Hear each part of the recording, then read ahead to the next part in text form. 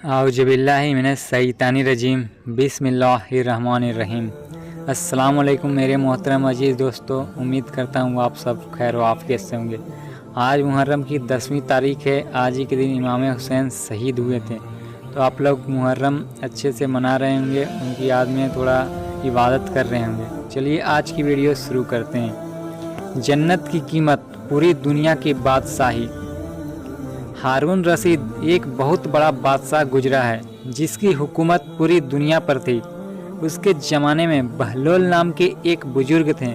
वह अल्लाह के बहुत बड़े वली थे, इसलिए हारून रशीद उनका बहुत एहतराम किया करता था। हारून रशीद की बीवी, जिनका नाम जुबैदा था, वो बहुत ही नेक औरत थी। 24 घंटे कुरान की तिलावत करती थी। जुबैदा ने अपने महल में ऐसी 1000 नौकरानियाँ रखी हुई थीं जो कुरान की हाफिजा थीं और कुरान की तिलावत के लिए उन सब की ड्यूटी अलग अलग शिफ्टों में लगी हुई थी, जिसका नतीजा ये होता था कि महल में 24 घंटे कुरान की तिलावत होती रहती थी और उसका महल कुरान की गुलशन लगता था। एक दिन की बात है कि हारून रशीद अपनी बीवी जुबैदा के साथ दरिया के किनारे टहल रहे थे कि एक जगह बुजुर्ग दाना बहलोल को बैठे हुए देखा। देखते ही इसने सलाम किया तो दाना बहलोल ने जवाब दिया। बहलोल उस वक्त मिट्टी का खरौंदा बना रहे थे, तो हारून रशीद ने पूछा, क्या कर रहे हो? बहलोल ने जवाब दिया, रेत में घर बना रहा हूँ। हारून रशीद ने पूछा, किसके लिए बना रहे हो? बहलोल ने जवाब दिया, जो इस घर को खरीदेगा मैं उसके लिए दुआ करूँगा कि अल्लाह ताला उसको जन्नत में घर अता फरमाए। हारून रशीद ने पूछा, इस घर की कीमत क्या है? बहलोल ने जवाब दिया, सिर्फ 1 दिनार। हारून रशीद ने सोचा, ये एक दीवाना है, जाने क्या बड़बड़ा रहा है, इसलिए इस बात पर ध्यान नहीं दिया और वो आगे बढ़ गया। इसके पीछे जुबैदा खातून आई। उन्होंने भी सलाम करके यही सवालात पूछे, क्या कर रहे हो? किसके लिए बना रहे हो? तो बहलोल ने फिर वही जवाब उनको भी दिया, जो इस घर को खरीदेगा मैं उसके लिए दुआ करूंगा कि अल्लाह ताला उसको जन्नत में घर अता फरमाए। कीमत पूछने पर बहलोल ने 1 दिनार बताया तो जुबैदा ने 1 दिनार देकर कहा, मेरे लिए दुआ कर देना, और वो फिर आगे बढ़ गई। जन्नत में जुबैदा का महल। रात को जब हारून रशीद सोया तो उसने ख्वाब में जन्नत के हसीन मंजर देखे। खूबसूरत झरने, हरे भरे बाग और ऊंचे ऊंचे खुशनुमा महल भी थे। और उन महलों में एक महल ऐसा भी था जिस पर जुबैदा का नाम लिखा हुआ था। हारून रशीद ने सोचा कि मैं देखूं तो सही मेरी बीवी का घर कैसा है, लेकिन इससे पहले कि महल में दाखिल होता, महल के एक चौकीदार ने उसे रोक लिया।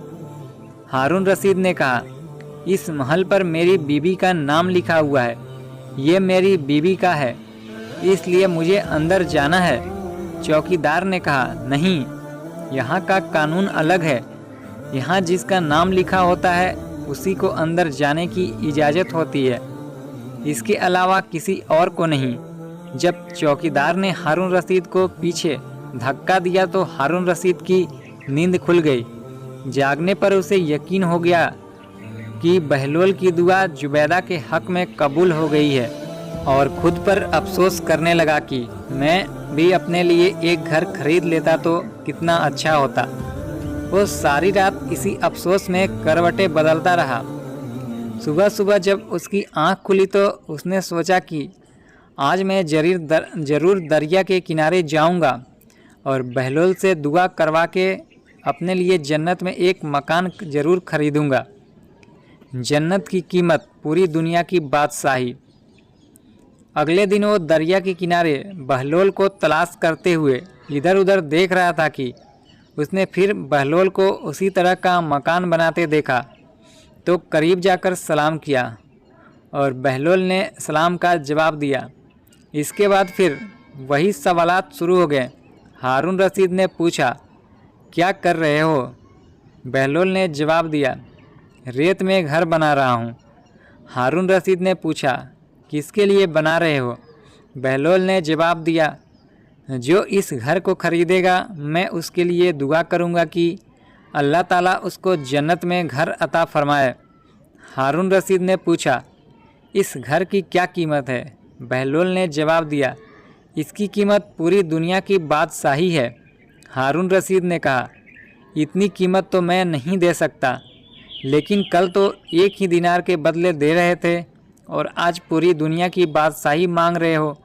बहलोल ने कहा, बादशाह सलामत, कल बिन देखे मामला था और आज देखा हुआ मामला है। कल बिन देखे सौदा था, इसलिए सस्ता मिल रहा था, और आज चूँकि जन्नत देख आए हो आप, इसलिए इसकी कीमत ज़्यादा देनी पड़ेगी। मेरे प्यारे अजीज़ दोस्तों, हमारी मिसाल ऐसे ही है कि आज हमने अल्लाह और उसके रसूल को बिन देखे माना था, इसलिए जन्नत बड़ी सस्ती है। लेकिन जब मौत के वक्त की आखिरत की निशानियां देख लेंगे तो फिर उसके बाद उसकी कीमत अदा नहीं कर सकेंगे। अल्लाह ताला हम सबको सही रास्ते पर चलने की तौफीक अता फरमाए, आमीन।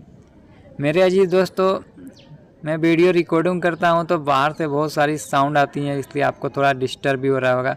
उसके लिए मैं माफ़ी चाहता हूं। आपसे गुजारिश है मेरी वीडियो पे ऐसे ही बने रहें। मिलते हैं फिर कल, तब तक के लिए खुदा हाफिज।